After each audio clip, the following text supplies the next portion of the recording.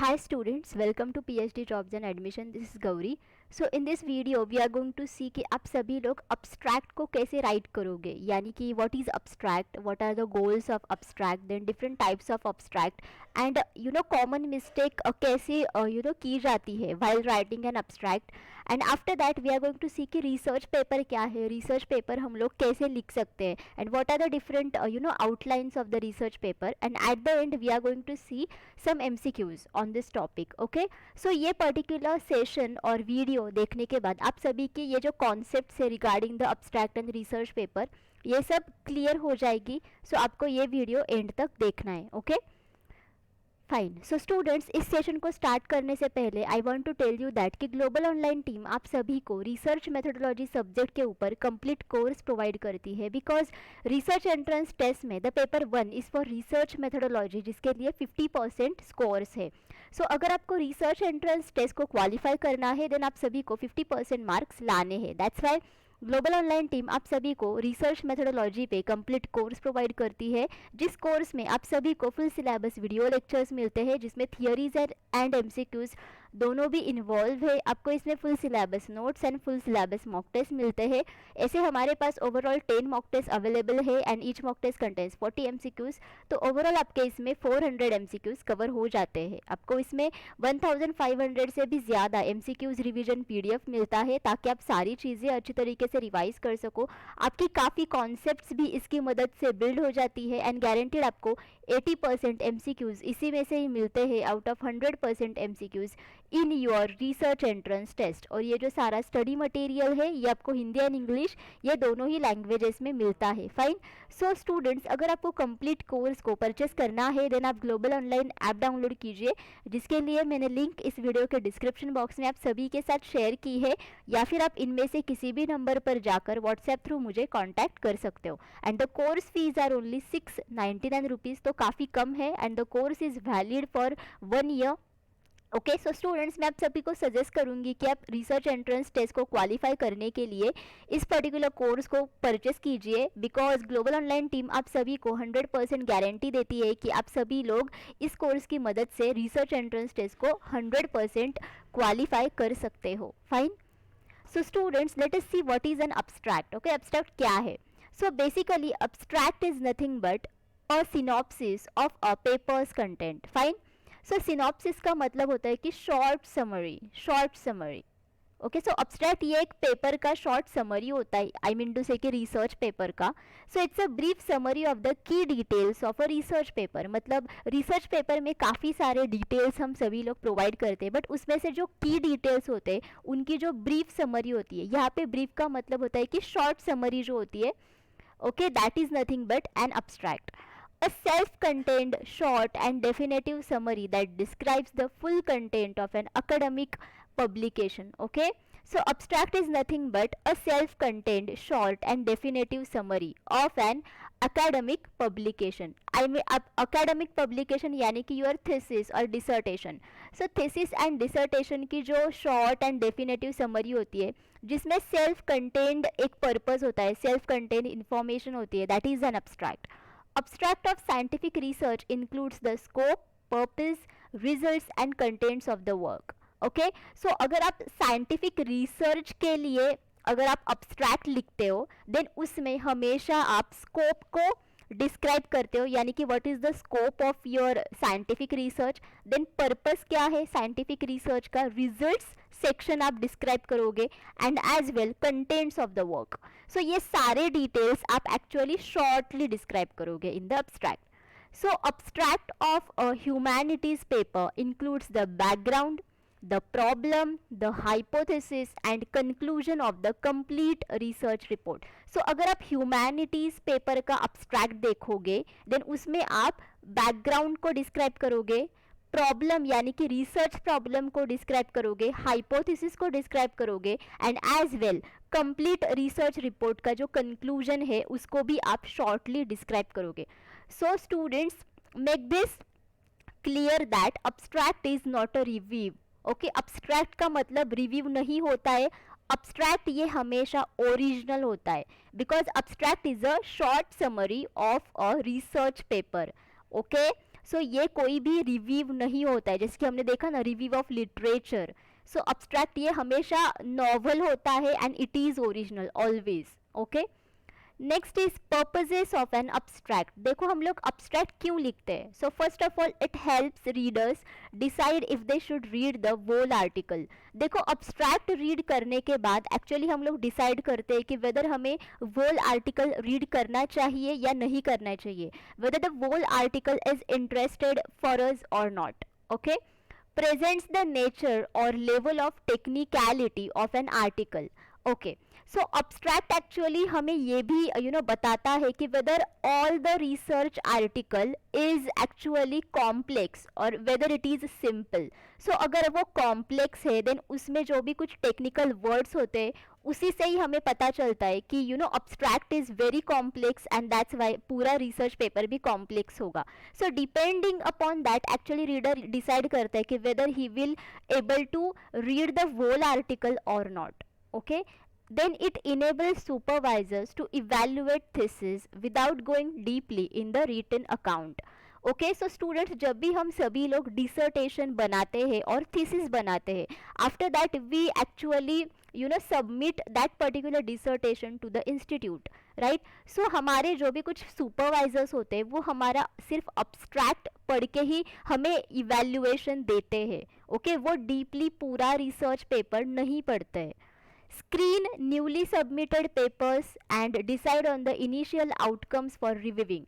Okay fine. So जब भी हमें एक्चुअली रिसर्च पेपर्स को पर्टिकुलर जर्नल में सबमिट करना पड़ता है. सो पर्टिकुलर जर्नल के जो अथॉरिटी होती है, पब्लिशिंग अथॉरिटी, वो एक्चुअली अब्स्ट्रैक्ट देख के ही समझ जाती है कि whether they will accept that particular research paper to published or not.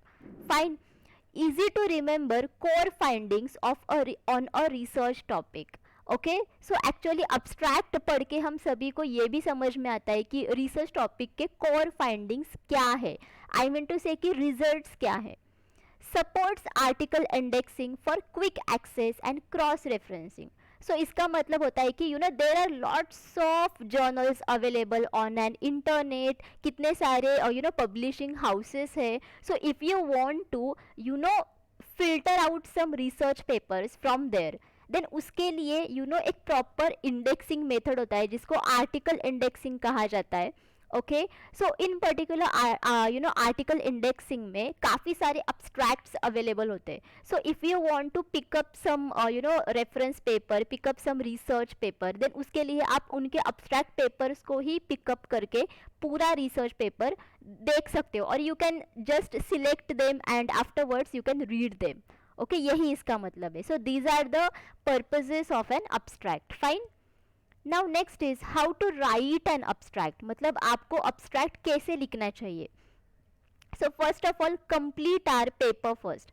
So as we know that कि अब्स्ट्रैक्ट ये रिसर्च पेपर में सबसे पहले होता है, बट कभी भी अब्स्ट्रैक्ट ये बाद में लिखा जाता है जब भी आप अपना रिसर्च पेपर पहले कंप्लीट करते हो, because abstract is actually a short summary of your whole paper, right. And that's why पहले आपको आपका पूरा पेपर कंप्लीट करना है एंड आफ्टर दैट आपको अब्स्ट्रैक्ट लिखना है.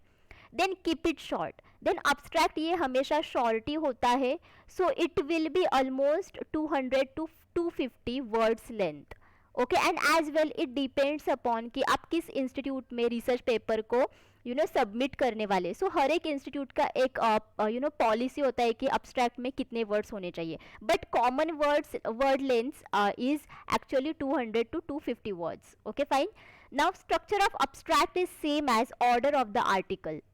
सो इसका मतलब है कि रिसर्च पेपर में जिस ऑर्डर के साथ आपने इंफॉर्मेशन प्रोवाइड की है उसी ऑर्डर के साथ आपको अब्स्ट्रैक्ट में भी उनकी शॉर्ट समरी प्रोवाइड करनी है. Next is get ideas from other published abstracts. So जब भी आप अब्स्ट्रैक्ट लिखोगे अपने रिसर्च पेपर का, देन उसके लिए आप अदर पब्लिश्ड अब्स्ट्रैक्ट्स की भी हेल्प ले सकते हो कि what is the structure of those abstracts, कैसे लिखे हैं, what are the word lengths, everything, words कैसे है, whether the words are impressive और नॉट, वो भी आप देख सकते हो. Then prepare a rough draft. Then after that आप रफ ड्राफ्ट प्रिपेयर करो. पहले लिखो कि आपको क्या लिखना है and after doing the rough draft, you can remove some words, you can add some words, and then make a final draft. Then ask for to proofread and abstract. So किसी और कलीग को या फिर अपने friends को पूछो कि whether your abstract is correct और नॉट, मतलब उसमें कोई एडिशन की ज़रूरत है या नहीं. सो उसे एक्चुअली प्रूफ रीड कहा जाता है. So you can do that as well. Next is abstracts for literature reviews and meta analysis. Okay, so जब भी आप लिटरेचर रिव्यू करते हो या फिर मेटा एनालिसिस करते हो, देन उसके लिए भी अब्स्ट्रैक्ट्स बनाया जाता है. ओके, देन उसमें क्या क्या फीचर्स होते हैं या फिर क्या क्या कैरेक्टरिस्टिक्स होते हैं, let us see that. Describe the problem of interest. So first of all आपको प्रॉब्लम ऑफ इंटरेस्ट को डिस्क्राइब करना है. Then after that describe the criteria utilize to select the studies. यानी कि आपने इस पर्टिकुलर टॉपिक को क्यों सिलेक्ट किया है, उसके पीछे का आप रीजन बताओगे. Then after that determine the participants in the studies. So studies में कितने सारे पार्टिसिपेंट्स ने पार्टिसिपेट किया था, उनका जो इन्फॉर्मेशन है वो आप बता सकते हो. So for example you can give the demographic information और the information in some other terms as well, वो भी आप दे सकते हो. Then after that present main results. Then आपको मेन रिजल्ट्स को प्रेजेंट करना है. देन प्रोवाइड रिकमेंडेशन यानी कि you can provide the references और you can provide the material for the further research. Okay, now next is abstracts for experimental reports. मतलब if you have the experimental reports and उसके लिए अगर आपको abstracts को prepare करना है, then let us see what are those steps or what are the features of them. So first of all आपको problem को identify करना है. देखो, identification of a problem ये किसी भी abstract के लिए first और initial step ही रहेगी. Then after that describe the study participants. Then study participants को आपको सिर्फ डिस्क्राइब करना है. Then briefly discuss the method, यानी कि कौन से रिसर्च मेथड से आपने एक्सपेरिमेंटल स्टडी किया है वो भी आप ब्रीफली डिस्कस कर सकते हो. देन प्रोवाइड की फाइंडिंग्स, यानी कि की फाइंडिंग्स को आपको सिर्फ प्रोवाइड करना है. Then offer some recommendations, again आपको रेफरेंसेस प्रोवाइड करने हैं for a further research. Fine. Next is, देखो there are lots of types of abstracts, so now let us see them. So first is informative abstracts. So जैसे कि आपने यहाँ पे नाम देखा होगा informative abstracts. So इसका मतलब है कि ये abstracts आपको information डिटेल में प्रोवाइड करते हैं. ओके, डिटेल में प्रोवाइड करते हैं. So what kind of information actually these kind of abstracts provide us? So it provide detailed information about research outcomes, study participants and other useful details. मतलब research outcomes के जो details होते हैं वो भी आपको यहाँ पे डिस्क्रिप्टिवली मिलते हैं. एज वेल स्टडी पार्टिसिपेंट्स के सारे डिटेल्स आपको मिलते हैं. एंड एज वेल अगर जो भी कुछ यूजफुल अदर डिटेल्स होते हैं वो भी आपको इसी पर्टिकुलर अब्स्ट्रैक्ट्स में मिलते हैं. एंड दैट्स वाई इसे इंफॉर्मेटिव अब्स्ट्रैक्ट्स कहा जाता है. नेक्स्ट इज डिस्क्रिप्टिव और इंडिकेटिव अब्स्ट्रैक्ट्स. सो इसका मतलब होता है कि describes the key concepts of the article including objectives, methods and scope of the study. देखो, informative abstracts actually research outcomes, study participants को ज़्यादा डिस्क्राइब करता है और उसके बारे में ज़्यादा इंफॉर्मेशन प्रोवाइड करता है. बट डिस्क्रिप्टिव और इंडिकेटिव अब्स्ट्रैक्ट्स आपको रिसर्च आउटकम्स के बारे में कोई भी इंफॉर्मेशन प्रोवाइड नहीं करता है. Make this point. Okay, so actually this type of abstracts आपको ऑब्जेक्टिव्स के बारे में बताएगा, रिसर्च मेथड्स के बारे में डिस्क्रिप्शन देगा, एंड एज वेल स्टडी का स्कोप क्या है इसके बारे में भी आपको बताएगा, but not about research outcomes. Okay, now next is what are structured abstracts. So देखो, स्ट्रक्चर्ड अब्स्ट्रैक्ट्स का नाम सुनते ही आपको समझ में आएगा कि सभी चीज़ें स्ट्रक्चर्ड है. मतलब it has some structured sentences, structured paragraphs like that. So basically it has separate sections like objectives, population, study method, results and conclusion. देखो, structured abstracts में actually काफ़ी सारे paragraphs होते हैं.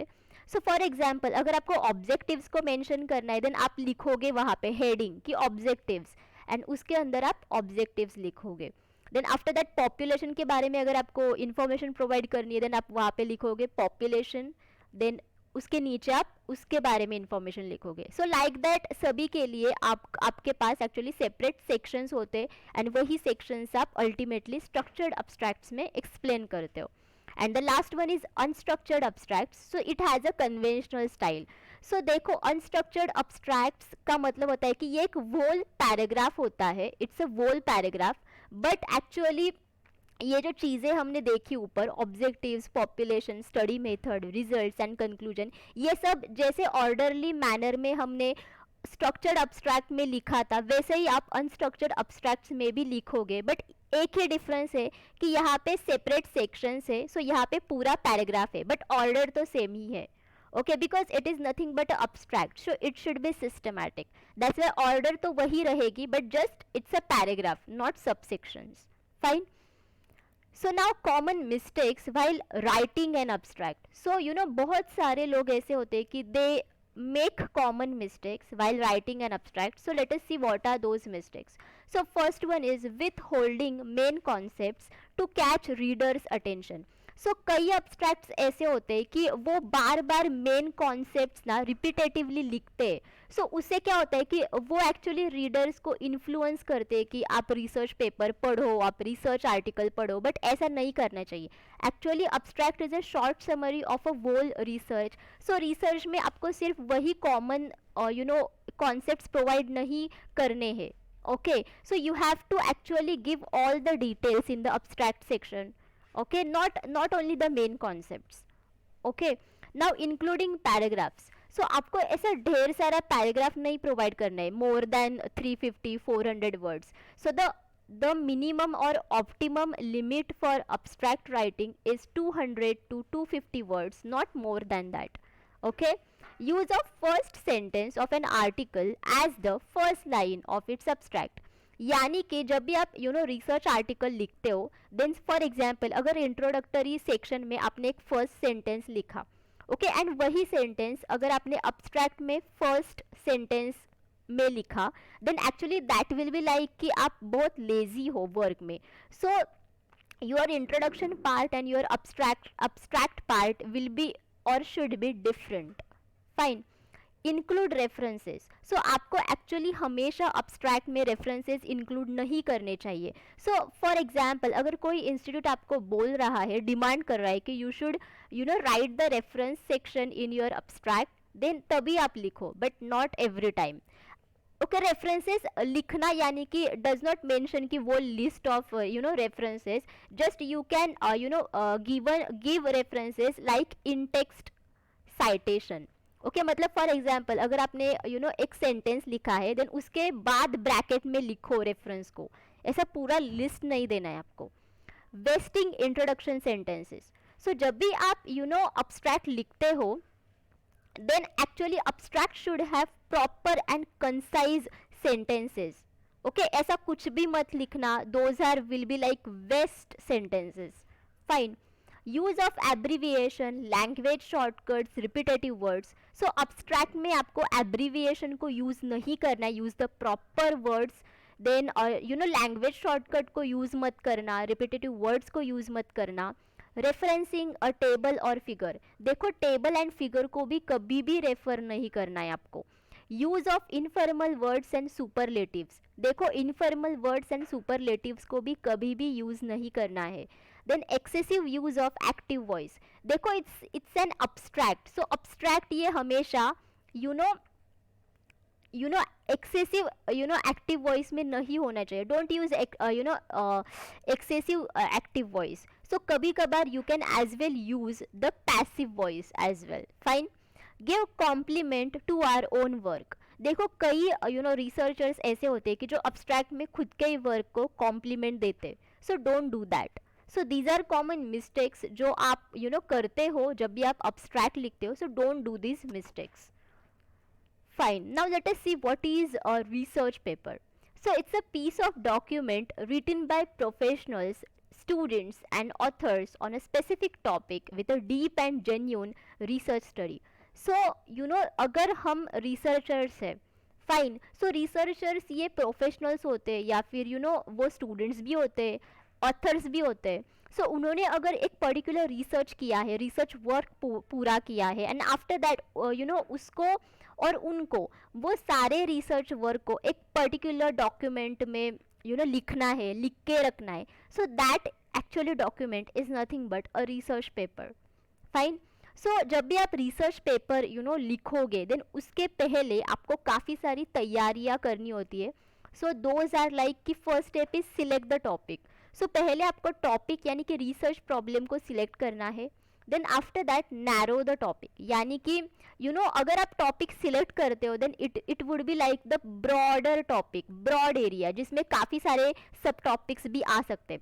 So from that actually subtopics आपको एक particular subtopic को choose करना है. दैट मीन्स कि नैरो द टॉपिक.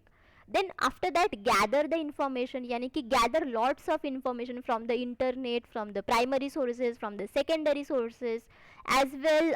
काफ़ी सारी इंफॉर्मेशन आपको आपके कलीग से मिलेगी, असिस्टेंट से मिलेगी. So you will get all the information. Then edit and analyse the information. Then after that आपको उस पर्टिकुलर इंफॉर्मेशन को एडिट करना है, यानी कि कई इंफॉर्मेशन ऐसी होती है कि which is actually not necessary in the research work और in the research paper, and कई इंफॉर्मेशन ऐसी होती है कि you should add that. Fine. And after that analyze that particular information. Now next is let us see what is the outline of research paper, यानी कि research paper में आपको कौन कौन सी चीज़ें डिस्क्राइब करनी चाहिए. So first of all you should give the title, and the minimum word requirement of title is 15 to 20 words. And आपका टाइटल ये कैची होना चाहिए, एंड एज वेल टाइटल आपका ऐसा होना चाहिए कि which should actually particular or relevant with your abstract and as well with your whole research work. Okay, and as well जो आपके रिसर्च का जो ऑब्जेक्टिव्स है, ओके, उसके साथ भी ये बहुत स्पेसिफिक होना चाहिए. And readers actually should identify what should be the reports of your research paper by reading this title. Then abstract, ये तो हमने देखा, which is a short summary of your research. Okay. Then introduction. So देखो introduction part में आपको काफ़ी सारी background information देनी चाहिए. As well you should describe the objectives of your research, then scope of the research, and as well ये भी information provide करनी चाहिए कि ये रिसर्च इतना इम्पॉर्टेंट क्यों है, and why should readers read this research article as well. Next is research methods. So आपको काफ़ी सारे रिसर्च मेथड्स को भी रिसर्च मेथड्स सेक्शन के अंदर डिस्क्राइब करना चाहिए कि आपने कितने सारे data collection methods, data analysis methods को यूज़ किया है. And in fact in the data analysis part आप ग्राफिकल रिप्रेजेंटेशन भी दे सकते हो. ओके, अगर आपको डेटा को डिस्क्राइब करना है. ओके. देन रिजल्ट सेक्शन में आपको सिर्फ पूरे प्रोसेस का रिजल्ट यहाँ पे डिस्क्राइब करना है कि और इसकी आउटकम्स को आपको यहाँ पे डिस्क्राइब करना है.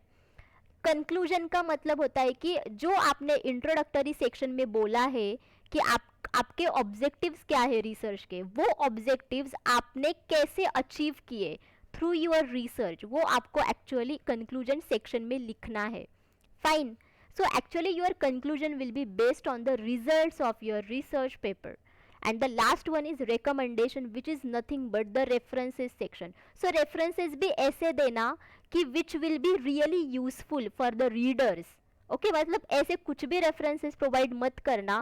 Those are irrelevant of the research topic.